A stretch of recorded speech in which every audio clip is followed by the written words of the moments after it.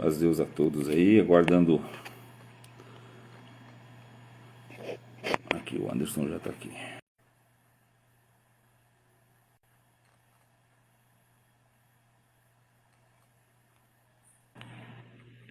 E aí, meu brother?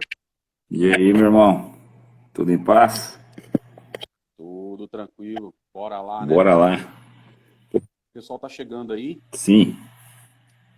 Já já a gente inicia aí esse tema que é super top, hein? Ah, um dos melhores. Você não... Tema é muito bom. Você me ouve bem, Eduardo? Ouço bem aí, meu áudio chega bem aí? Maravilha. Muito bom. Show. Já temos 40 pessoas, 50. O pessoal tá chegando aí agora, né? Dá um minutinho, né? É mais um minutinho, a gente já começa. Todo mundo que tá chegando aí, sejam muito bem-vindos. Paz e graça a todos. Shalom a todos. Paz de Deus. A paz do Senhor. Paz de Cristo. Sejam muito bem-vindos aí. Vindo, Paz de vindo dele. Amém as saudações que estão mandando pra gente aí.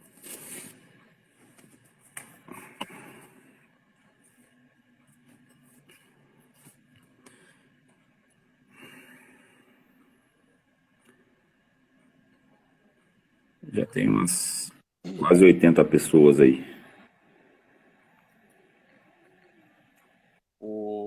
Eu acho que alguém está pedindo para eu tirar o fone. Vamos ver se melhora, tá? Eu vou tirar o fone aqui para ver se melhora. Tá, vai lá.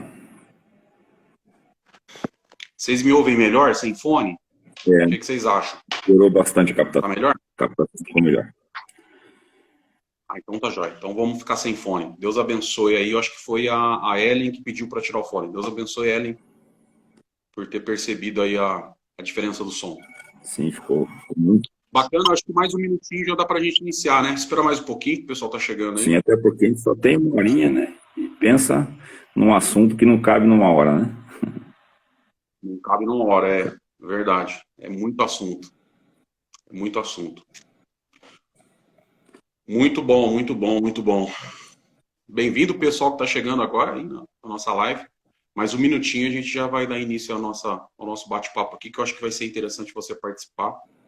Tem algumas curiosidades importantíssimas aí dentro do tema. E acho que vai ser um bate-papo bem bacana aí com o Eduardo. Pode tocar. Então, bem-vindo. Já deu uns 100 pessoas aí, já começaram, então já dá para ir aproveitando aqui. Beleza. Bora. Bora. Primeiramente, você quer trazer o ponto histórico de Éfeso, né? Explicar o porquê Paulo foi, onde era Éfeso, o que aconteceu lá, quanto tempo passou. Fica à vontade, meu irmão, pode escorrer. Bom, em primeiro lugar, muito obrigado, Eduardo, por me convidar para estar nessa live. Para quem não me conhece ainda, sou entusiasta da Bíblia, eu gosto muito de ler a Bíblia. Não sou teólogo, tá bom? E também não sou judeu, apesar que em alguns momentos aí eu vou ajudar a colocar alguns termos em hebraico, até para facilitar o entendimento. Mas eu sou apenas um entusiasta da Bíblia, gosto muito dos assuntos pertinentes à Bíblia. E aí, quando eu conheço um camarada que nem o Eduardo, fica tudo mais fácil, né? Porque daí a gente consegue alinhar os pensamentos aí. Eu acho que por isso que surgiu essa grande ideia da gente fazer uma live e uma live de um ponto que para mim, dentro do Novo Testamento, é um dos pontos mais importantes, né? Apesar que a maioria dos pregadores da maior parte das instituições, eles gostam do livro de Éfeso a partir do capítulo 6, né? A armadura de Deus, que é uma coisa linda, maravilhosa, e não deixa de ser. Sim. Mas para mim, e eu acho que para a maioria das pessoas que compreenderam o significado da palavra graça, o capítulo 2, sem dúvida, é um dos capítulos mais importantes de toda a Bíblia. Eu não vou falar nem do Novo Testamento, mas de toda a Bíblia, né? Sim, sim. Então, o que eu queria primeiro trazer aqui é o conceito mais histórico, assim, mesmo que num nível mais raso, só para a gente entender um pouco onde estava localizado Éfeso, né? Ela foi criada, uma cidade que foi criada quase 1000 anos, né? Quase 1000 anos aí, antes do Senhor Jesus ter vindo para a Terra, antes de Cristo. Ela começou a se consolidar como cidade por ser caminho para a Mesopotâmia, né? Entre a Europa e Mesopotâmia. E aí, nesse momento, aí, por volta do ano 500 a.C., ela começou a se tornar aí uma cidade grande, ao ponto que chegou Éfeso ficar comparada a Roma, olha, Roma, Antioquia e Alexandria. Então, era uma cidade fantástica, até porque, por ser uma rota, né, tanto de comércio como de pessoas, virou uma miscigenação, como é São Paulo hoje, né, que vem gente de todo o Brasil para morar em São Paulo. Então, Éfeso acabou se tornando uma cidade também com uma grande miscigenação. Tinha gente de toda parte ali da Ásia, da Ásia Menor, de toda a Europa, enfim. O pessoal se encontrava ali e muitos começaram a fazer residência naquela cidade. A cidade começou a ganhar corpo.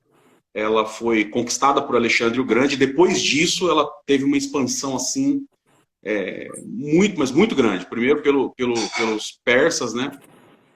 E o tamanho, a proporção que ela ganhou foi assim fantástico. O que acontece com Éfeso?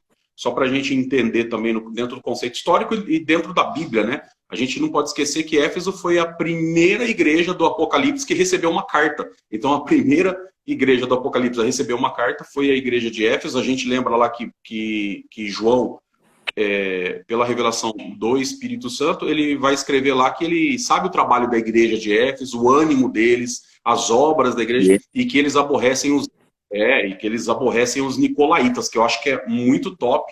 É uma questão importantíssima de se colocar que Éfeso é uma igreja marcante, vamos falar assim, né?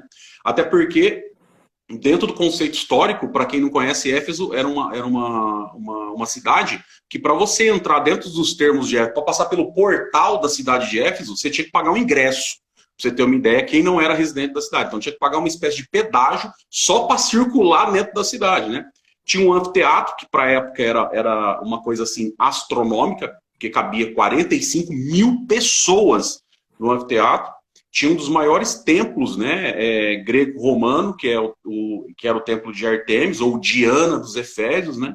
Então, era uma cidade extremamente movimentada, de um ponto turístico gigantesco e com uma miscigenação gigante também. A gente não pode esquecer que o João evangelista, que escreveu o Apocalipse, depois ele acabou ganhando um alvará de soltura, né? Ele saiu da ilha de Patmos e ele viveu os últimos dias, olha que interessante, na cidade de Éfeso. Não só ele, mas Maria também. Maria, a mãe do Senhor Jesus, aí, ela terminou os dias dela na cidade de Éfeso. Olha que coisa interessante, que traz a história para a gente aí e aumenta um pouquinho o nosso conhecimento a respeito dessa cidade, que era uma cidade muito grande, tinha um turismo gigantesco e tinha uma miscigenação de pessoas de muitas línguas, de muitos povos que viviam ali. E Paulo, na sua segunda viagem missionária, ele acaba se deparando com essa cidade. Ele ficou meio que encantado, né? O coração dele deu uma fervida, justamente pela quantidade de idolatria, de ídolos que tinha naquela cidade. Ele falou, não vou conseguir passar em branco aqui, né? Conhecendo o que eu conheço, a misericórdia de Deus, como eu conheço, não vai ficar em branco essa história. Eu vou ter que dar uma arrebentada aqui, eu vou ter que dar uma pregada nessa cidade aqui. Foi o que ele fez. Foi o que ele fez, e ele consegue mudar, né? Mudar a cara de Éfeso. Olha só, uma cidade altamente idólatra, né? E depois ela se transforma na primeira cidade que recebe uma carta lá do livro de Apocalipse, dizendo todo o trabalho, toda a paciência, né? Que aborrecia os nicolaítas, enfim. Foi uma transformação gigante que Paulo trouxe para essa cidade e para a vida dessas pessoas aí, que eu achei assim, que valia a pena colocar aqui e falar um pouco disso. Sim, sim. Ele passou ali seus 3 anos, né? É o que informa a escritura, né? Mas 2 deles ele passou dentro daquela escola debatendo com um certo tirano, né? Que tinha ali. E aí você nota que para que o evangelho chegasse aos ouvidos, Deus endureceu o coração deste povo, desse tirano, dessa escola. Porque aí o debate continuava e a palavra continuava sendo pregada naqueles embates, né? Ele ia resistindo, debatendo, fortalecendo os argumentos, fervendo o evangelho, e o povo em volta assistindo e recebendo a semente, de forma indireta, né? Ia pulverizando a semente no coração do povo. Tanto é que depois que a Jerusalém, né, já tinha sido derrubada, destruída em 70, né?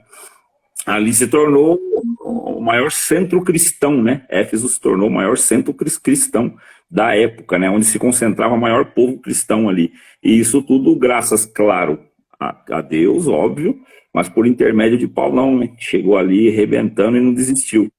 Ele ficou aguçado demais quando ele viu, que nem você pontuou aí, né?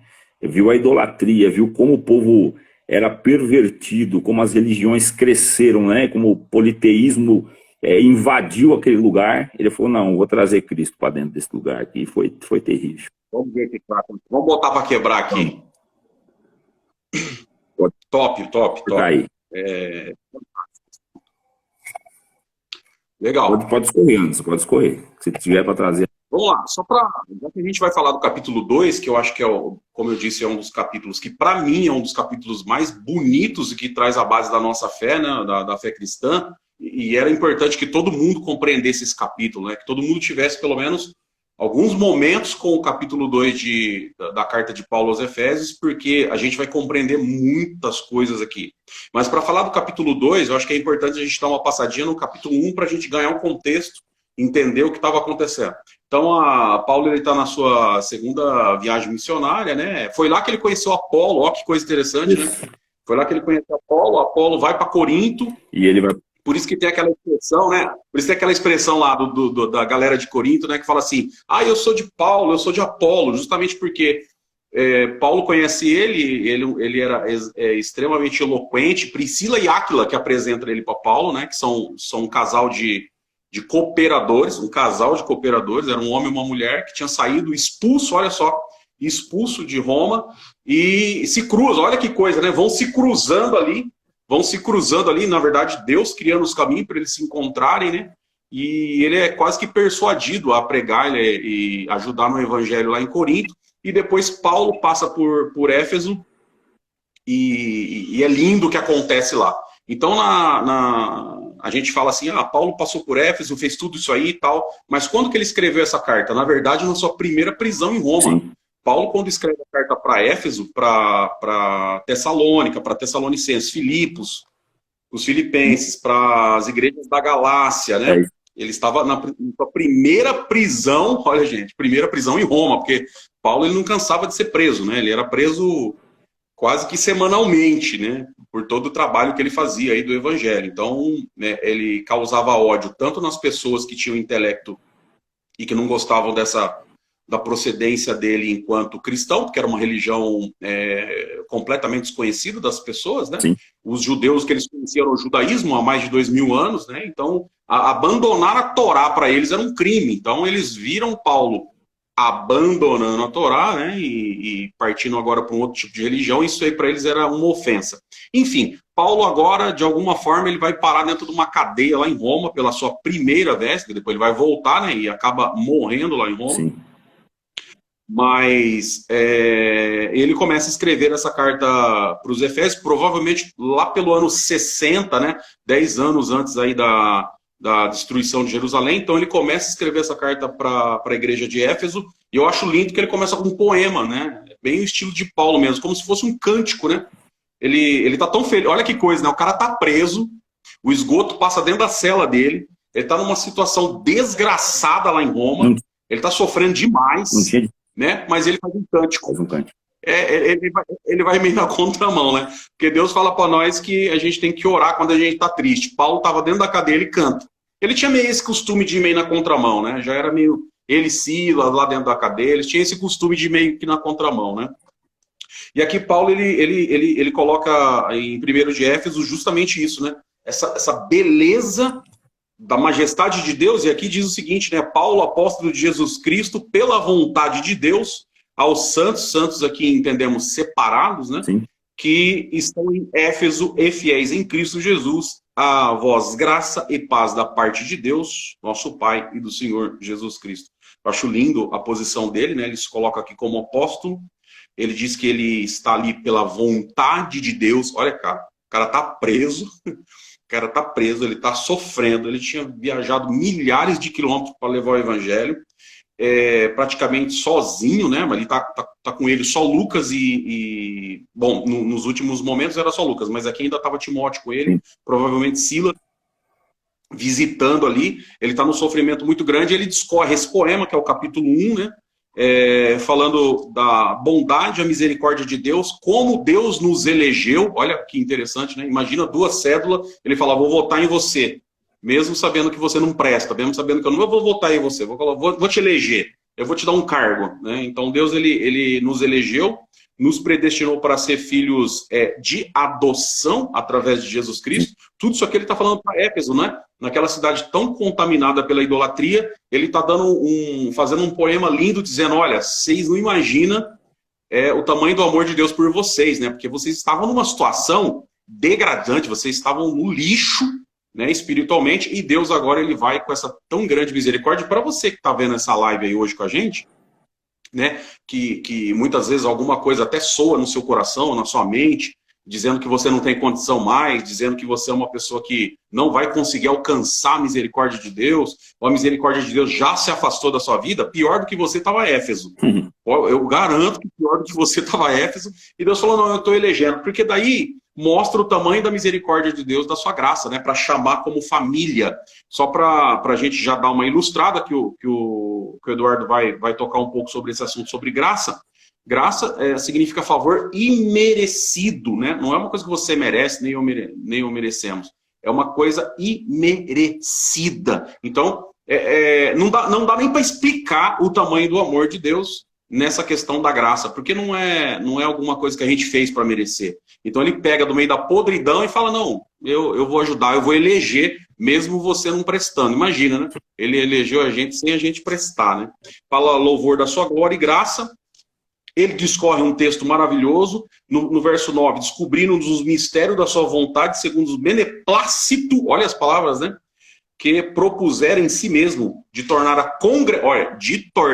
congregar em Cristo, eu acho lindo isso, de tornar a congregar em Cristo todas as coisas, desde alma, desde coisas espirituais, enfim, todas as coisas, eu quero congregar, voltar a congregar nele, como era lá no princípio, para que as coisas comecem a fazer sentido. E ele termina o capítulo 1,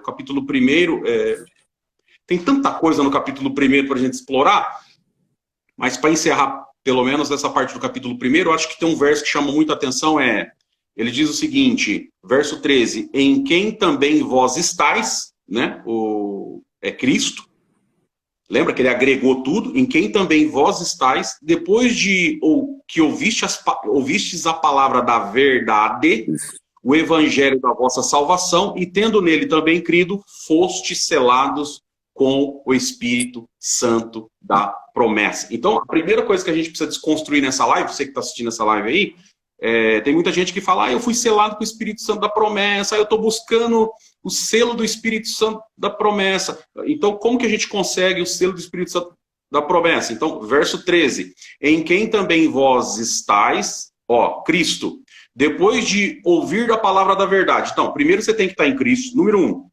Ouvir a palavra da verdade. 2. O evangelho da salvação. Se você creu nesse evangelho, acabou. Você é selado com o Espírito Santo da promessa. Então, existe uma confusão enorme hoje, né? Que as pessoas dizem, eles confundem o Espírito Santo da promessa com o dom de evidência de novas línguas, que não tem, gente, não tem nada a ver uma coisa com a outra. É Polo Sul e Polo Norte. E aí alguém conseguiu pegar as duas coisas e jogar no Equador e criar eu vou falar assim, um erro, tá? Um erro gravíssimo. Um erro gravíssimo. Então aqui, Paulo ele explica justamente isso. Quando a gente está em Cristo, a gente conhece a palavra da verdade, o evangelho da salvação. E se a gente crê nesse evangelho, nesse momento a gente ganha um carimbo espiritual, a gente é selado com o Espírito Santo da promessa. Então todos que creram no evangelho, de alguma forma, receberam. E aí eu posso contar vários exemplos aqui, né? Moço, moça, meninos e meninas que um dia creram, e aí vão para a igreja, recebem o evangelho, creem no evangelho, mas por algum motivo, em algum momento da vida, eles saem fora, né, da comunidade, saem de dentro da igreja e vai viver alguns momentos no mundo, né? E aí, lá no mundo, muitas vezes, esse selo desperta dentro do coração dele, e aí ele ouve uma voz dentro do coração dele, não vou falar que é a voz humana, mas uma voz do Espírito Santo que diz assim, olha, esse lugar não é para você. Você não deveria estar aqui. Você não deveria estar fazendo isso. Então, essa voz é justamente a voz do selo ou do Espírito Santo que está mostrando que um dia você creu, né? E não tem como descrer, porque quando você crê é igual andar de bicicleta. Não tem como você desaprender. Não importa onde você esteja. Pronto, isso aí é um desenho, né? Para a gente começar aí o capítulo 2. Capítulo 2, que para mim, de novo, eu vou repetir para todo mundo que está na live, gente, é um capítulo extraordinário. Tá com você, Eduardo. Sobre a confusão, né, que você pontuou, foi muito feliz na colocação a respeito do selo, né, do selo do Espírito Santo, aqui no 13. Essa confusão, ela trabalha negativamente, né, Anderson, fazer pessoas se sentirem diminuídas por não manifestar o dom de evidência de novas línguas, e às vezes a pessoa tem uma conduta ilibada, enquadrada, o camarada busca, a moça busca, o irmão busca, e ele não consegue. Daí Satanás começa a trazer para ele exemplos de pessoas, né, que estão cercando ele, pessoas que não vivem segundo a ótica dele a mesma conduta de consagração, né, tem erros mais graves do que o dele, e ao ajoelhar do lado dele, o camarada dispara em falar em linguagem. E Satanás cresce em grande volume, apontando essa pessoa, dizendo que ele não é amado, que Deus não está com ele, né? E vai destroçando a fé do camarada. Então, que Satanás, na verdade, ele é uma água suja que vai tentando achar uma aresta para se infiltrar, né? Ele quer contaminar o que está aí dentro, de alguma maneira ele quer entrar. E ele vai buscando uma brecha. Se ele abrir essa, ele vai abrir outras e vai acabar acontecendo um efeito dominó com as pessoas que desistiram por acreditar que neles não havia a promessa do Espírito Santo. E só agregando a esse conceito que você trouxe aqui, que é maravilhoso, um exemplo assim, grosso, mas é mais didático também, é como o penhor do Espírito, né? Você vai numa loja, deixa um relógio e retira um valor, né? Uma loja de penhores. Qual a garantia que esse camarada tem que você vai voltar a pagar isso daí? Que você deixou o teu relógio, o teu bem lá, né? Então, por meio de fé, que é o firme fundamento daquilo que se espera e não se vê, mas se espera, Cristo depositou em nossos corações algo que é intangível, o olho não enxerga, a mão não toca, mas você tem uma certeza absurda, e não é confiança, porque confiança pode ser quebrada, mas é uma certeza absoluta que não tem quem furte ela de você, independente do que você vai atravessar ou passar, que ao findar essa vida, você tomba o corpo e salta para a próxima. Então, é um pensamento condicionado apenas pelo Espírito Santo. Como é que você vai crer naquilo que você não vê? Só essa condição só lhe é dada por meio de fé, que é dom de Deus. Então, este é o penhor do Espírito, este é o selo da promessa. Ele foi e enviou o Espírito Santo e nos deixou este selo, este penhor, esta garantia, acesso à fé, acesso à certeza. E isso não tem quem nos arranca, estamos dentro do selo. E falar em língua, colocando na escala dos dons, não que um vale menos do que o outro, mas na atuação você vê o alcance maior de um, né, a eficiência maior do que um do que o outro. O dom de línguas está no rodapé, né? Não que a gente pode precificar, que não dá para precificar, porque é algo que o valor é imensurável, foi conquistado a preço de sangue, não dá para precificar nada do que vem do Espírito de Deus, mas se você colocar na tabela do que vale mais no sentido de atuação e resultado, o dom da profecia está no topo. Né? Buscai com zelo todos os dons, principalmente de profetizar. E o que fala em língua, entre ele e Deus edifica a si próprio. Ou seja, a edificação, claro, mas ela não é a principal. E muitos falaram em língua, falaram até mais de uma, vamos dizer aí no meio profetês de falar. O camarada fala tão bonito que deixa a gente até acanhado para falar, né? De tão lindo que é. Mas por uma infelicidade ou outra, às vezes não está mais no nosso meio, ou seja, ele não carregou o selo da promessa. Carregou uma breve e momentânea dispensação. E isso não pode afetar as pessoas que creram em Cristo, conforme este verso, creram veemente, carrega essa fé robusta e verdadeira, mas que fica com essa trinca no vidro, porque Satanás disse, você não tem o selo da promessa. Não, você tem o selo da promessa, o selo da promessa está aí. Essa certeza, que nem você mesmo disse, o cara sai, vai para fora, viver algum tempo fora, mas algo canta, chama ele de volta, não deixa ele ficar lá. Faz ele se sentir um peixe fora d'água. Esse lugar não é meu, né? Eu quero voltar para o chamado permanece, né? E isso é isso da promessa. Louvado seja Deus. Vamos lá pro 2. É lindo, e sabe, você me remete a lembrar do filho pródigo, né? Que ele tá lá, ele tá num lugar distante, e aí ele lembra desse selo, ou dessa ligação que ele tem com o pai dele, né? Então ele sabia que se ele voltasse, o pai, de alguma forma, não ia desprezá-lo. Tanto que quando ele chega, o pai não deixa nem ele falar tudo que ele planejou falar, né? Porque ele planejou falar tanta coisa, mas o pai corta ele no meio e fala, vem cá, me dá um abraço, toma um anel, tua vida mudou a partir de agora. Esse é o verdadeiro selo, né? Só para exemplificar para quem está aqui, né? E aí, toda vez que você tiver dúvida, dá uma olhada aqui em Efésios capítulo 1, verso 13 e 14, que o Eduardo acabou de dizer aí, né? O qual é o penhor, que ele acabou de dizer, no verso 14, o qual é o penhor da nossa herança para a redenção da possessão de Deus, para louvor da sua glória. Então, o penhor é a garantia que Deus colocou através do selo do Espírito Santo da promessa. Gente, que não tem nada a ver com o dom de evidência de nova língua, tá bom? Fique bem claro aí para você. Anota que essa é boa. E vai lá em 2 Coríntios, capítulo 1, 21, 22, né? Aí tem uma parte lá que diz que também nos selou e nos deu o penhor do Espírito em nosso top, né? Não tem nada a ver realmente com falar em línguas, e isso é bom ficar bem ilustrado, bem claro. Que aí você vai tirar uma ferramenta da mão do capeta. Ele perdeu mais essa. Pronto. Que ele não perdeu mais. Porque a gente já entendeu que ele caiu sem corpo, o cara veio vazio, sem nada, e a única coisa que ele tem como ferramenta é o que a gente cede a ele, né? Ele trabalha com o que a gente permite acontecer. Aquilo que está no ponto cego, está na ignorância, você não percebeu, é com isso que ele te ataca. Do momento que você entrou para a luz, pode falar para ele, tchau, obrigado. Tereis a verdade te libertará. Quer dizer, quem está nessa live e estava preso nisso, triste, pô, queria tanto o selo da promessa, pronto, o selo da promessa você já tem se você creu, né? Se você quiser o dom de nova língua é outra coisa, mas se Paulo tinha um conselho, o conselho era top, era busca o dom da profecia, porque ele é superior ao das línguas. Então, que fique bem claro, né? E sem falar da caridade que está lá em cima, e a caridade está sobre todos os outros dons, até diz, né? Se eu falasse a língua dos homens e dos anjos, se eu não tiver caridade, não vai adiantar nada. Então, numa escala aí de efeito, não de preço, não vão precificar, mas de efeito, a gente tem sim o dom da caridade lá no topo, e o dom de língua, gente, tá lá pro rodapé para baixo, né? Então tem outros dons aí que valem a pena a gente buscar e granjear de alguma forma. Já vamos pro 2?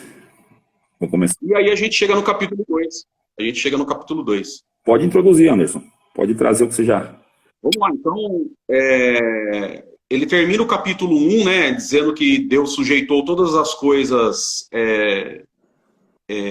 aos seus pés, né, aos pés de Cristo, e sobre todas as coisas constituiu como cabeça da igreja. Então, Cristo, a cabeça da igreja, o número perfeito, o ser perfeito, a destra de Deus. Por isso que nossa cabeça, né, tem 7 furos. 1, 2, 3, 4, 5, 6, 7. Para trazer essa questão de perfeição, né? Então, a perfeição de Deus ela vai se mostrando, né? Ela vai se mostrando aí, e nós vemos isso no tamanho da misericórdia aí a partir do verso 23. E aí ele entra no capítulo 2, que é a base do nosso bate-papo hoje, né? Ele vai dizer o seguinte: e vos vivificou, estando vós mortos em ofensas e pecados. Eduardo, discorre para nós isso aí. Discorre para nós, isso é importante. Importante. Primeiro ponto, que permeia muito no meio dos ateus e até no meio do cristão, me permita abordar de forma bem rápida, tem gente que discorda de entender que ele era inimigo de Deus. É o primeiro ponto. O crente tem uma dificuldade muito grande de entender que ele na sua natureza, ele é inimigo de Deus, porque ele herdou de Adão essa ofensa, né? E tem gente que não concorda, porque eu nasci num lar cristão, e, enfim, faz toda aquela lista de coisas, se autoavalia e se autoaprova. No final, isso é onde mora o equívoco, né? Porque se você não concorda que, mas se Adão pecou, vamos deixar bem didático e ir lá embaixo, para depois a gente começar a construir.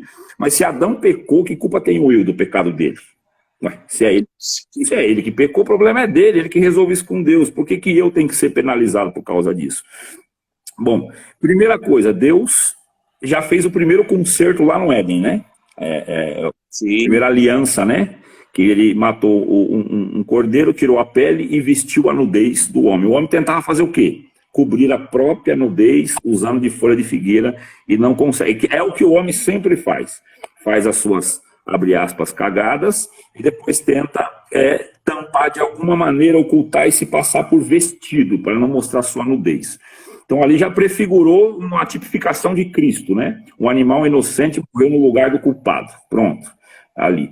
Se você não concorda, né, que você deva pagar pelo erro de Adão, então também você não precisa concordar que você vai receber a vida pela morte de Cristo. Concorda ou não é? Ué. E uma coisa, você não concorda, a outra você não participa. Esse é o ponto.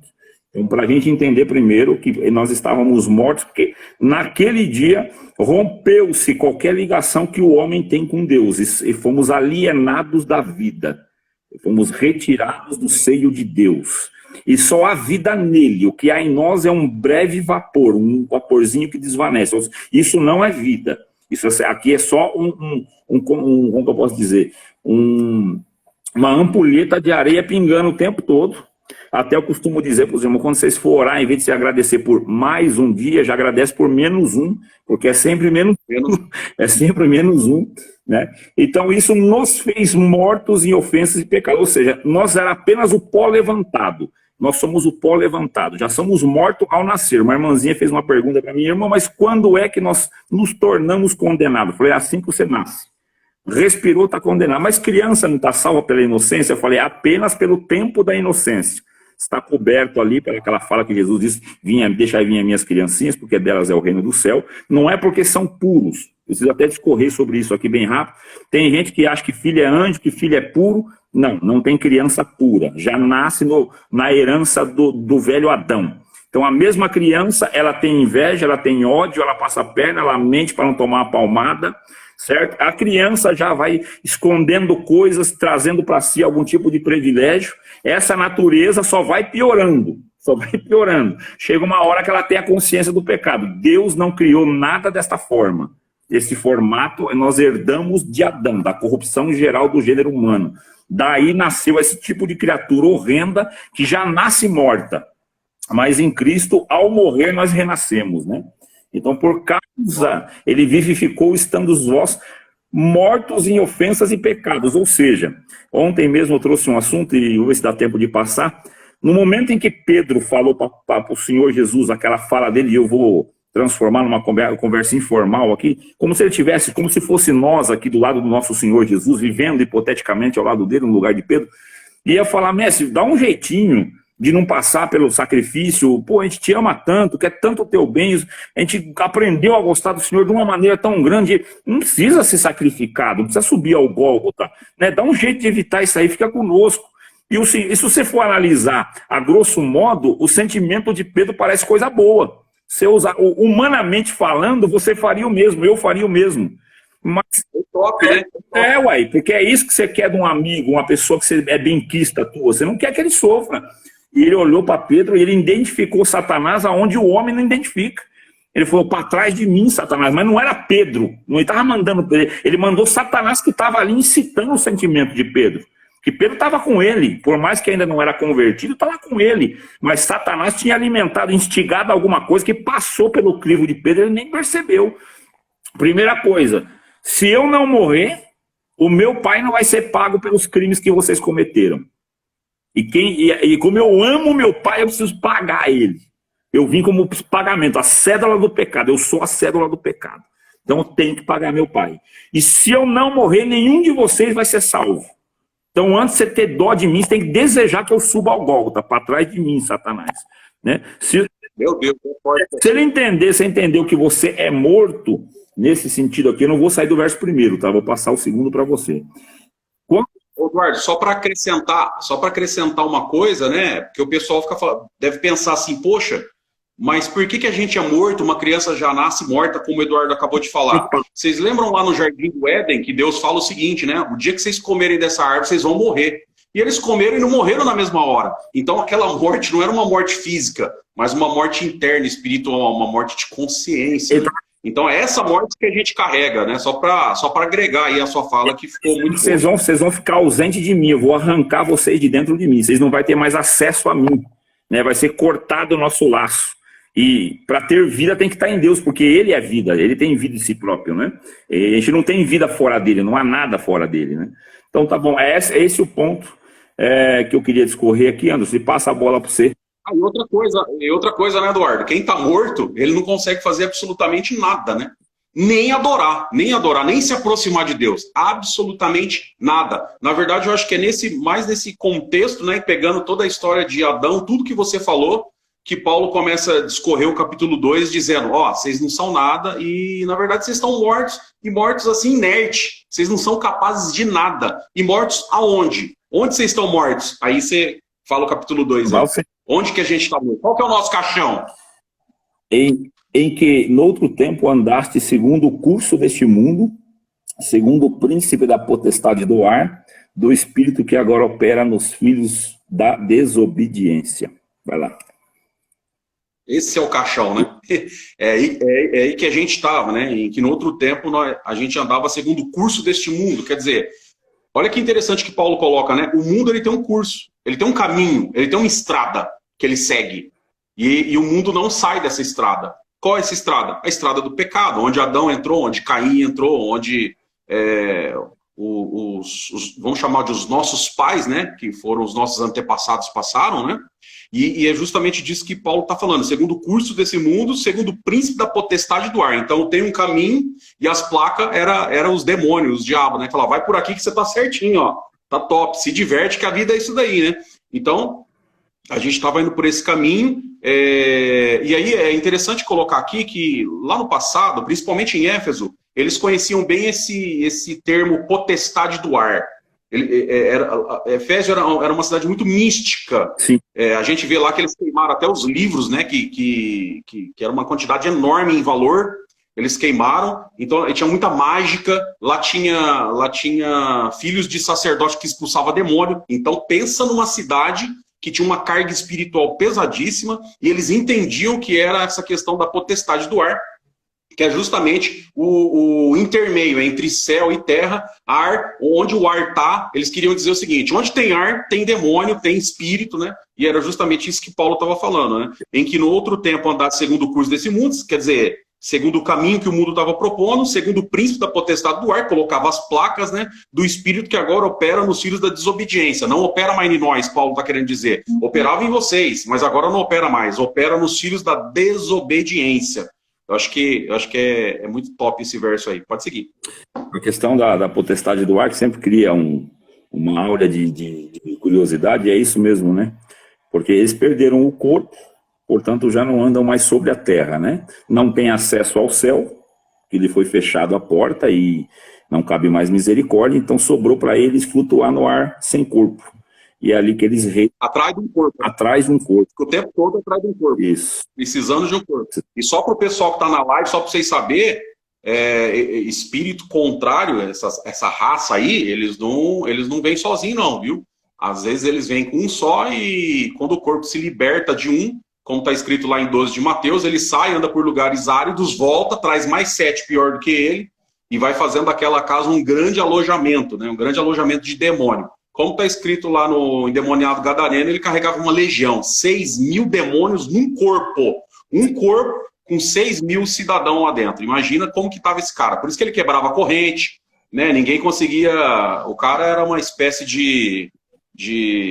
um mutante, cara. O cara era um mutante, essa é a verdade. Ninguém conseguia com o cara, né? Até Jesus chegar e falar, e quanto vocês estão? Estão numa legião. Então vai vazando, porque eu cheguei, né? Eu cheguei para tomar conta. Organiza a fila e sai. E olha que coisa interessante, Eduardo, que me veio isso agora, né? Tá escrito lá que ele vivia dentro de sepulcro, né? Ele já estava morto. Sim. De alguma forma, né? E Jesus vem e fala assim, não, agora você estava morto. Acabei de chegar na tua vida e eu vou trazer uma mudança que ninguém esperava, nem a cidade que você estava esperando essa mudança, né? Então, muito top. E Cristo largou ele. Verso 3, né? Largou ele lá para pregar o evangelho, né? Ficou top, hein? Ficou top. O cara pregou para mais de 5.000 pessoas. Em 3 anos, quando Jesus volta, ele encontra a Decápolis, sim, né? com mais de 5 mil pessoas convertidas através de uma pessoa só, que foi esse ex-endemoniado gadareno. Você imagina? Lindo, né? O quanto rendeu essa ferramentinha aí, né? Misericórdia. Mas vamos indo que o nosso horário avança, né? Nossa, agora temos 20 minutos. Você vê como é que cresce o assunto, né? Esse aqui tem assunto, né? Mas o pessoal que está na live, vocês não se preocupem, tá? Tanto eu como o Eduardo, eu acho que a maioria das pessoas que gostam de Bíblia e entendem o que realmente é a graça do Filho de Deus, a gente não vai correr nessa live. Então, se necessário for, a gente faz 2, se 3, 4, 5, tá? Nós vamos abrir caixinha de pergunta aí no nossos Instagram sobre esse assunto, para que a gente possa ir tirando a dúvida de todos aí que se interessaram pelo assunto, que para nós é um assunto, para mim pelo menos, muito gratificante falar dele. É maravilhoso o assunto. A gente está no 3, é isso? 3. Vamos ler aqui. Entre os quais todos nós também andávamos nos desejos da nossa carne, fazendo a vontade da carne e dos pensamentos. E éramos, por natureza, filhos da ira, como os outros também. Manda bala, Anderson. Filho. Cara, só a continuação do verso 2, né? Tá dizendo que a gente também andava nessa situação que foi falado no verso 2, né? A gente andava guiado pelos príncipes da potestade do ar, segundo o curso deste mundo, e a gente era desobediente, a gente não conhecia Deus, a gente não conhecia a palavra, a gente não tinha ligação com Deus e, consequentemente, a gente era morto, né? Como está escrito no verso 1. Por isso que ele nos vivifica quem está morto, né? E aí o verso 3 vai falar justamente disso. Entre os quais todos nós também antes andávamos nos desejos da nossa carne. A gente fazia o que a gente queria, né? Como os outros também. Por isso que a gente é chamado de filho da ira. Filho da ira por quê? Imagina uma mãe que tentou ensinar tudo pro filho e o filho é desobediente, faz tudo errado, né? Pelo menos comigo aconteceu. Não sei com você que está assistindo a live aí, né? Mas vou contar um segredo para vocês. Eu não sei se minha mãe... Acho que minha mãe está nessa live também. Ela deve estar vendo. E ela se ela não estiver rindo, né? Ela ri, porque para mim foi choro. Então eu brincava na chuva, Eduardo. Chovia, eu era menininho. E aqui no meu bairro era tudo rua de terra. Então eu ficava brincando na chuva, fazendo represinha com água de chuva. E aí ela saía com uma cinta e falava assim: Anderson. A voz dela até tremia de raiva.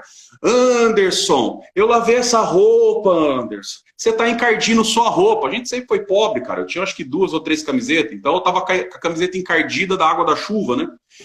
Anderson, vem pra cá, sai daí, Anderson. Como eu sabia que eu já ia apanhar de qualquer jeito, o que eu fazia? Eu aproveitava, entendeu?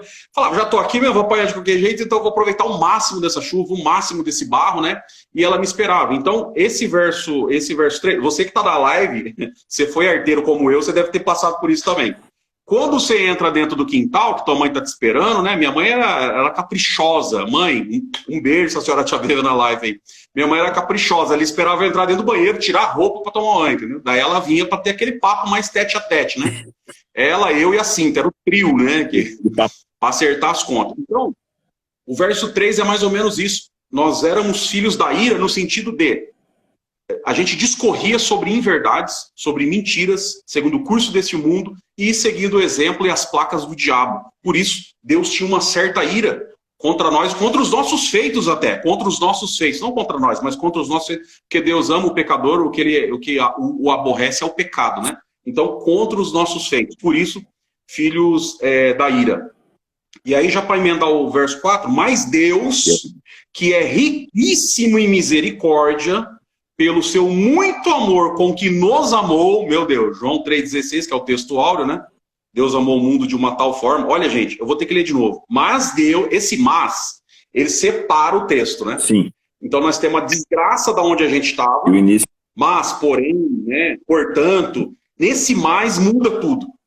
Muda tudo, muda a nossa vida nesse mais. Mas Deus, que é rico, ele não é rico, ele é riquíssimo em misericórdia, pelo seu muito amor com que nos amou, estando nós ainda mortos, quer dizer, sem conseguir se comunicar, sem conseguir sair de dentro desse caixão, sem conseguir fazer nada em direção ao Criador, estando nós ainda mortos em nossas ofensas, nos vivificou juntamente com Cristo, pela graça sois salvos. Eduardo, fala o que é graça para nós, por favor, explique e depois eu tento colocar mais alguma coisa. Isso.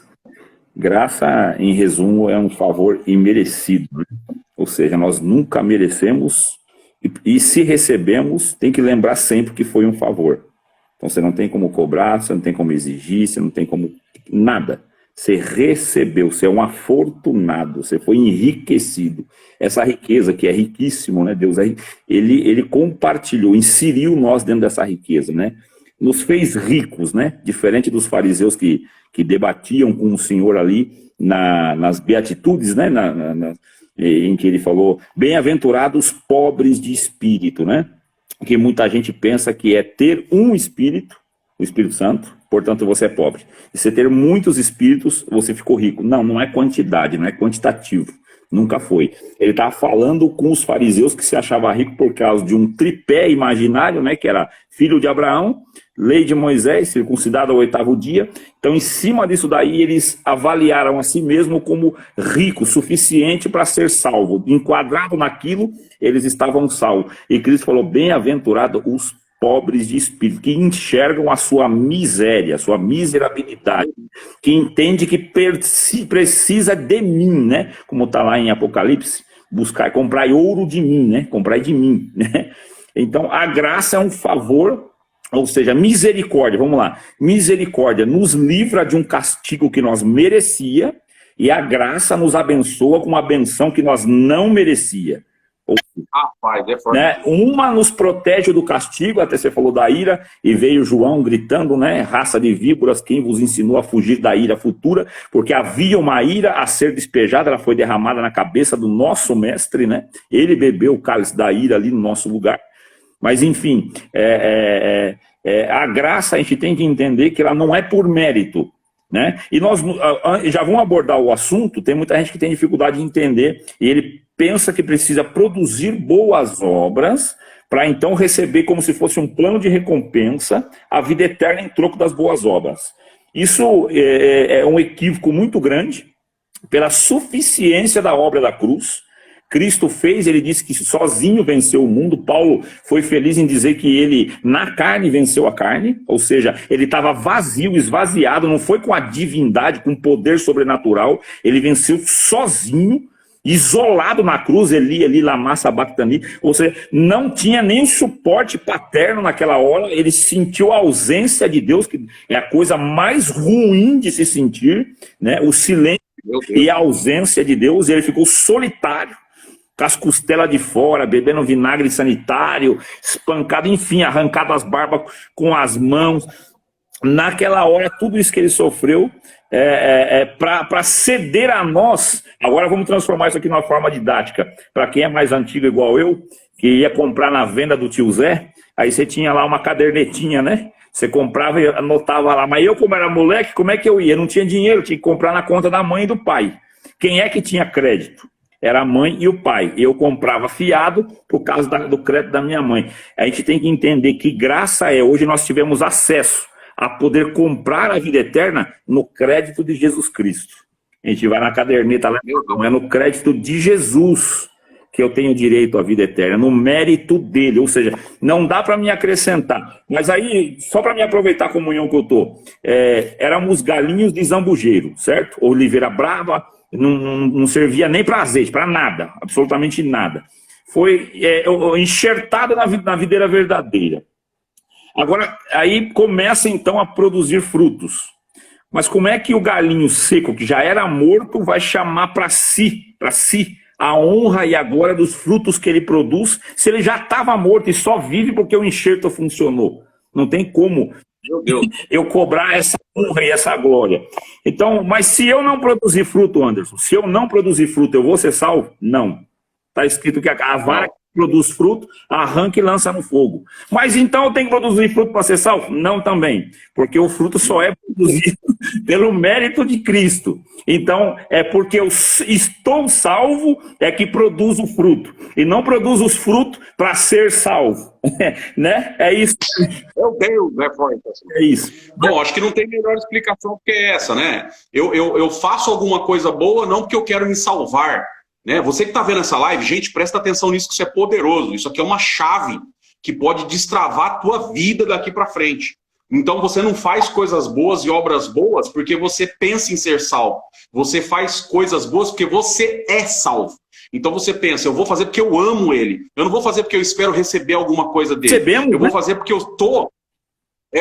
tô ligado nele. Eu vou fazer porque ele merece que eu faça. Eu não vou fazer porque eu espero que ele faça alguma coisa por mim. Eu vou fazer porque ele já fez alguma coisa por mim. Eu não dou glória esperando agradar ele. Eu dou glória porque ele já fez por mim. Né? É lindo, é poderoso e destrava a vida isso, viu? Isso destrava a vida. Você que está vendo essa live, que tem gente na tua família que está sofrendo, que não consegue mais se achegar a Cristo, que não consegue mais se ajoelhar diante de Cristo, como tem uma expressão desgraçada. Eu vou usar isso porque é essa expressão. Você caiu da graça. Não tem como você cair de um favor, meu amigo. Não tem como você perder um favor. Você pode, de alguma forma, se afastar de Deus, como aconteceu com o filho pródigo.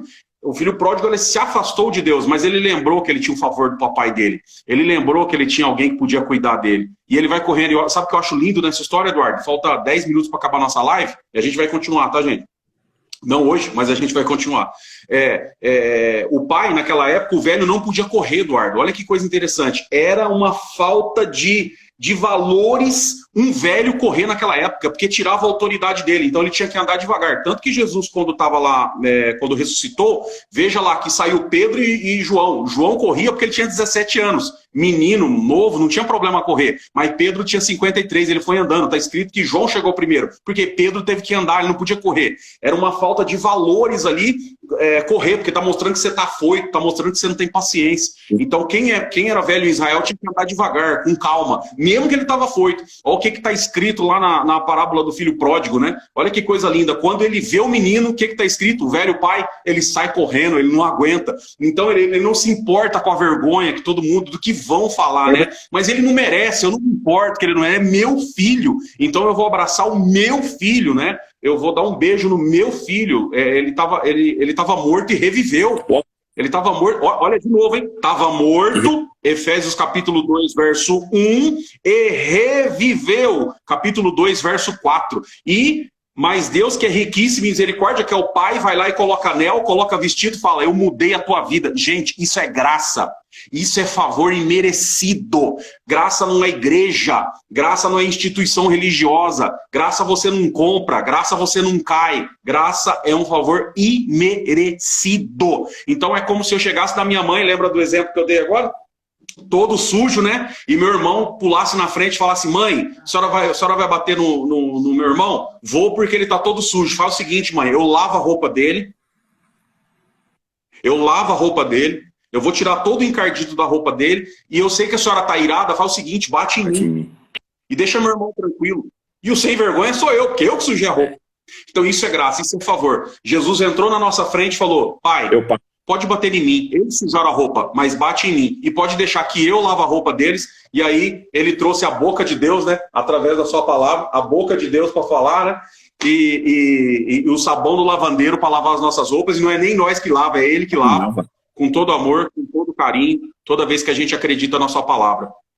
As 285 pessoas, ou 285 celulares que estão conectados agora, 286, guarda bem isso. Graça é um favor imerecido. Nem eu, nem você merecia. Eduardo, eu acho que vale mais um verso para a gente conseguir encerrar, porque a gente precisa mandar abraço. Tem uma turmona vendo a gente e eles merecem o nosso abraço, merecem o nosso carinho. Sim, já foi esgotando aí.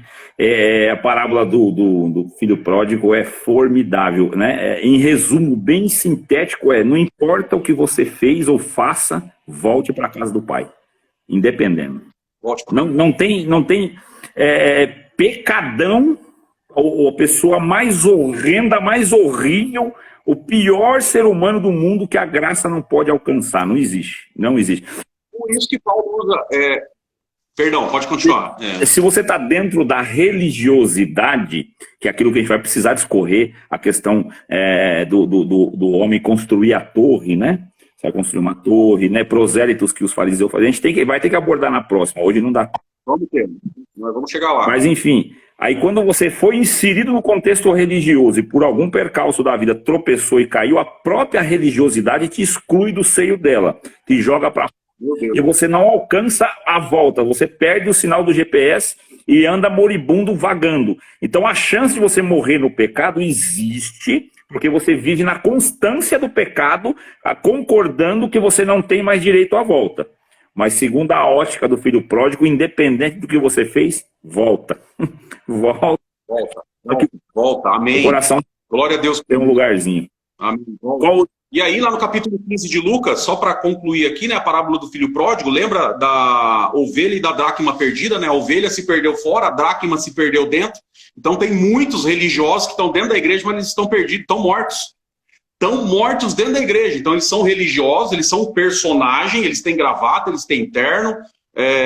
A mulher tem o cabelo comprido, ela tá de saia, mas na verdade ela sabe, ele sabe que eles estão mortos, que eles não tiveram ainda um contato íntimo com o Criador. Muitos até tentam transparecer para os irmãos que estão do lado, tentando fazer uma falsa linguagem para tentar mostrar que ele está mais perto do Criador, e ele sabe que ele não está. Ele sabe que ele não é íntimo. Ele sabe que ele não consegue. Um tipo de Ananias e Safira, né? Monta todo um teatro para mostrar que está inserido naquele contexto de amor e nunca nem perto chegou. Exatamente. Verdade. Qual o último verso? Você quer abordar mais um para encerrar? Vai dar tempo? Eu acho que o verso 6, né? Só para concluir, que a gente estava morto, a misericórdia de Deus nos alcançou e nos ressuscitou juntamente com Ele, com Cristo, e nos fez assentar nos lugares celestiais em Cristo Jesus. Então eu tenho os príncipes da potestade do ar, embaixo terra, acima céu, e Deus está falando o seguinte: eu vou colocar você acima, vou colocar em tronos acima, quer dizer, no céu, e abaixo de vocês, por isso está escrito lá em Apocalipse, né? Eis que eu farei os da sinagoga de Satanás, que se dizem judeus e não são, que venham, adore e prostrado aos teus pés, e saiba que eu te amo, porque guardaste a palavra da minha paciência. Eu vou te colocar num lugar acima deles, para você conseguir enxergar o inferno de cima, e nunca de baixo para cima, mas sim de cima para baixo. Não porque nós estamos acima, né, sentado no céu, não, mas que a gente consiga olhar de uma ótica sempre de cima. Deus colocou a gente numa posição elevada. Mas você pode concluir, Eduardo, que para mim, cara, foi uma noite fantástica e sensacional com essa live. 1 hora, pareceu 10 minutos, e olha se não pareceu menos. Foi muito rápido e riquíssima. Eu primeiro quero agradecer ao Anderson por aceitar o convite. E eu não vou elogiar tanto, não. Só vou dizer que eu fiz uns 5 votos para ele aceitar. E agora... grato, né, por tudo que você está vivendo aí nos seus momentos também. A gente sabe que não está fácil. Aproveitar para pedir oração pela tua casa, tua esposa. Sabe que está passando por tempos difíceis. Quem não sabe, inclui aí nosso amigo Anderson nas orações. É a nossa cara irmã, esposa dele, que está passando por dificuldade. E tirou aí esse tempo para, junto conosco, agregar tanto conhecimento, tanta coisa boa. Abriu-se o baú aqui, irmãos. Quem aproveitou, quem absorveu. E vai ficar gravado, vou deixar no IGVT, né? Para ter acesso. Quem não conseguiu assistir ou querer rever algum ponto, né? Pode ir lá e rever. Então, saudações a todos. E grato pela presença. Vou passar aí para o Anderson a palavra. Deus abençoe, Anderson. Maravilha.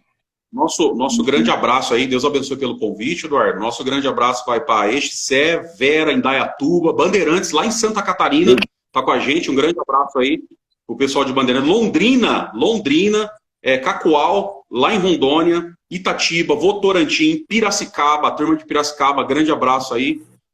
Curitiba, Campina da Lagoa, lá no Paraná. Caçapava, Botelho, a nossos queridos amigos aqui de Campinas, Hortolândia, Sumaré, Itapira, Itapetininga, grande abraço lá para Itapetininga, Fernandópolis, ó, interior de São Paulo, e São José dos Campos, que está com a gente, fora os nossos grandes amigos, que eu vi o Rafa aí, a turma chegando, então um grande abraço para vocês, Deus abençoe grandemente. Essa live vai ficar salva aí no Instagram do Eduardo, depois se vocês quiserem multiplicar, passar para o pessoal, que é muito bom entender sobre graça. E a gente vai continuar esse assunto, né? E a gente vai colocar no nosso Instagram aí, convidando vocês a participar da segunda parte, talvez terceira ou quarta, porque é um capítulo que rende, tem assunto. Então lembra, a misericórdia de Deus ainda está na tua vida, está na tua casa, vale a pena voltar para o Criador. Glória a Deus. Então, próxima... Fechou? Deus abençoe, Eduardo. Deus abençoe grandemente, meu irmão. Amém. Tamo junto para a vida. Próxima sexta, mesmo horário, né? Faremos a segunda. Mesmo horário. Deus abençoe a todos. Paz e graça no coração. Um beijo. Deus abençoe. Vem com Deus. Amém.